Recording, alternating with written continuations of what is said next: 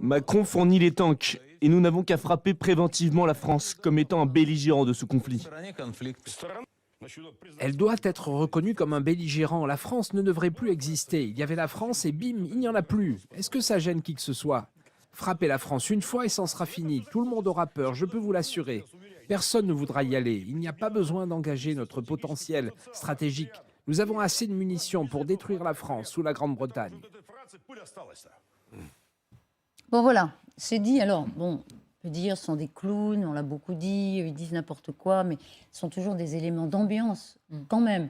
Et le fait que la France soit ciblée, là, Catherine Gentil, ça veut dire quand même qu'ils sont très énervés par ces livraisons. C'est l'opération, oui, AMX-10 RC, pour donner le nom complet de ce char léger, ce qu'on appelle un char léger, parce que non seulement les Français ont passé ce cap, mais ont entraîné, à la suite de leur décision, les Anglais et les Américains et les Allemands. Donc évidemment, les Russes sont furieux.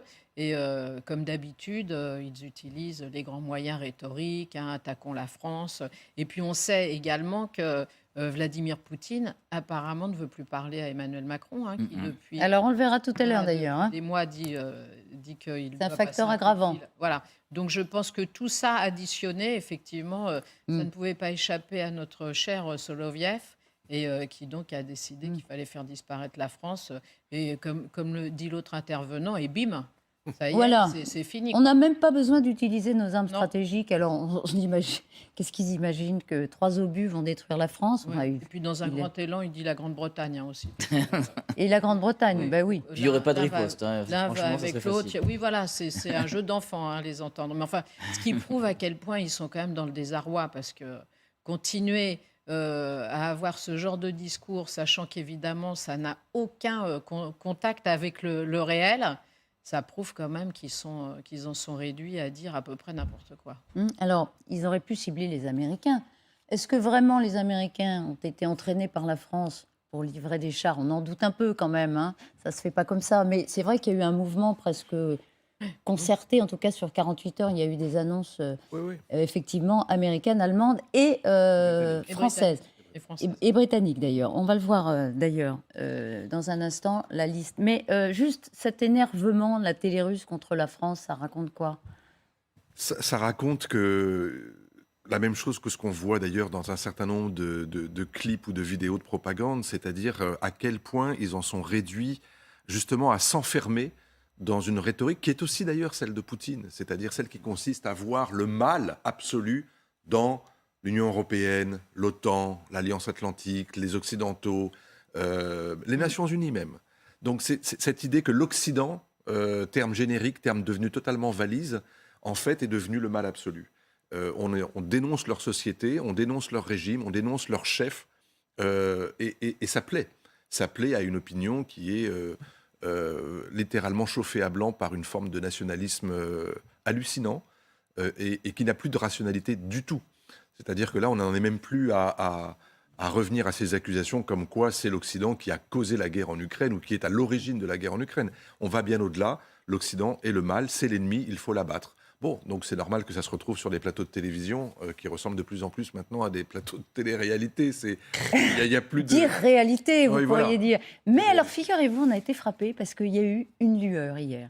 Dans ce même débat, dans cette même émission, avec ces hommes, que des hommes en général, de ces hommes qui, effectivement, un peu comme dans un jeu vidéo, disent on va frapper la France, on va frapper la Grande-Bretagne. Alors, vous allez voir, en général, tout d'un coup, il y a eu quelques éléments de rationalité.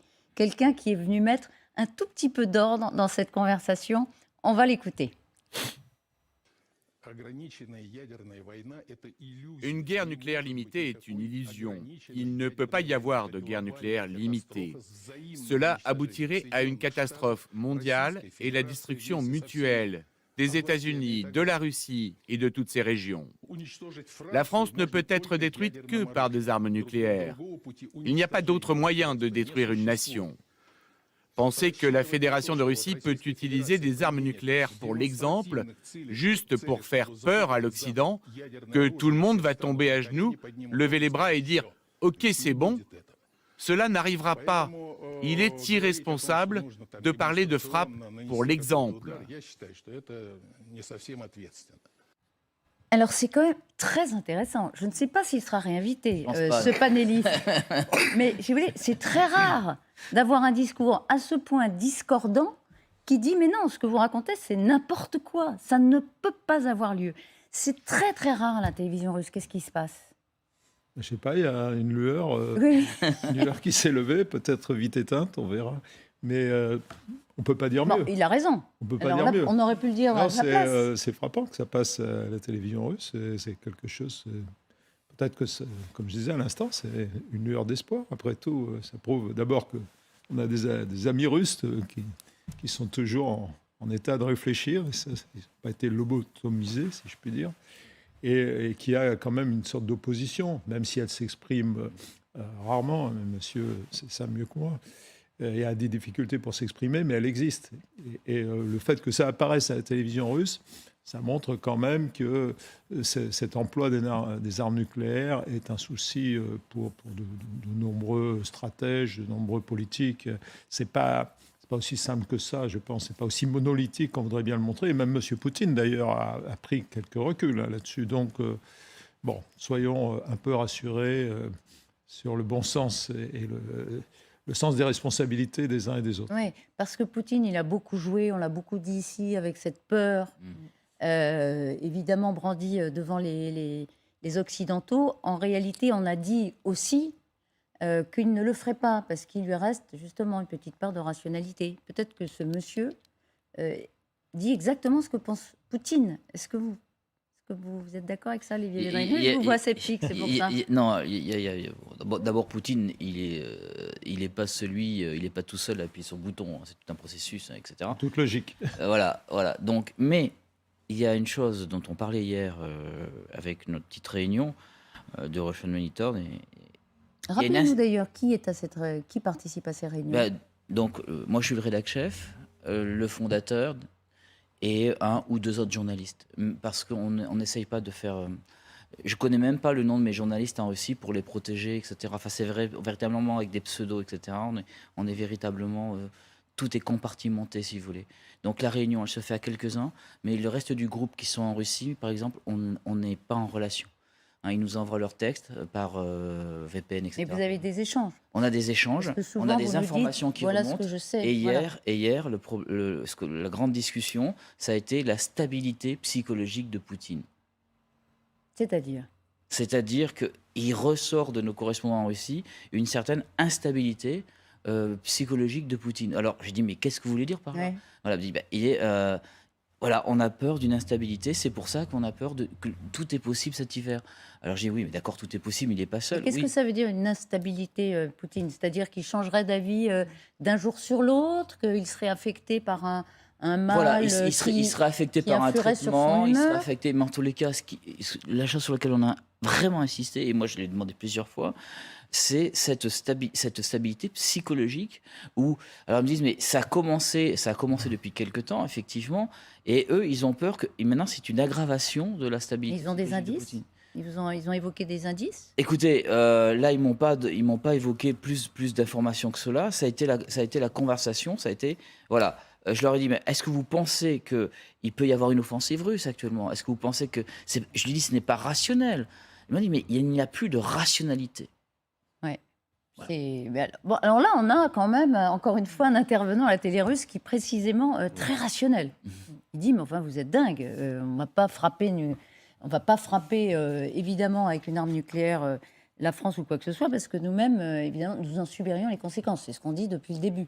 Oui, non, mais ce qui est, comme dit le général, c'est quand même assez rassurant parce que ça doit être plus qu'une lueur. C'est-à-dire que si cette personne s'autorise à tenir un discours pareil à la télévision, voyant qui sont les personnes qui l'entourent, ça veut dire que quand même, il y a une possibilité d'expression et qu'il ne doit pas être le seul à penser ça. Sinon, il n'oserait sûrement pas s'exprimer de manière aussi claire à la télévision. Alors évidemment, si après il disparaît de tous les plateaux et qu'on ne le revoit jamais, ce sera autre chose.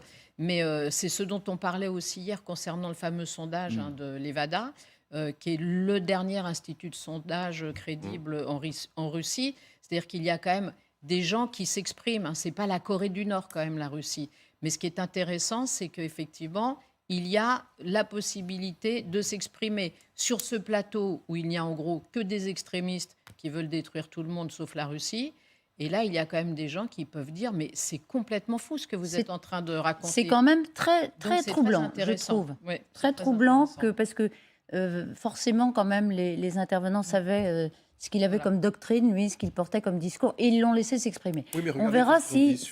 sur les blogueurs militaires depuis 3 mois maintenant, et qui sont en fait des patriotes, qui sont convaincus, peut-être même certains, du bien fondé de la guerre, mais qui ont cette rationalité qui consiste à dire, sur un plan strictement militaire, vous faites une erreur, vous faites une faute, vous n'avez pas le bon réflexe, vous n'êtes pas dans le bon tempo, vous n'avez pas les moyens qu'il faut. Autrement dit, ce sont des arguments, j'allais dire, professionnels, qui priment sur l'émotion, la politique, l'idéologie. Et là, vous voyez quelqu'un qui apparemment est un expert et qui dit, non, sur un plan strictement technique, la riposte nucléaire n'est pas...